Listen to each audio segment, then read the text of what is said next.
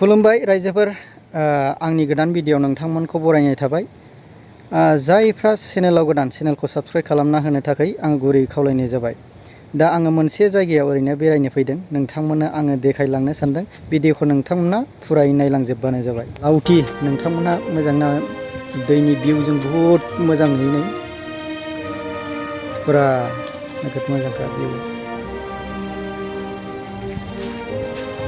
बेखौ फोसाबथ'नाय जायाखै दाबो।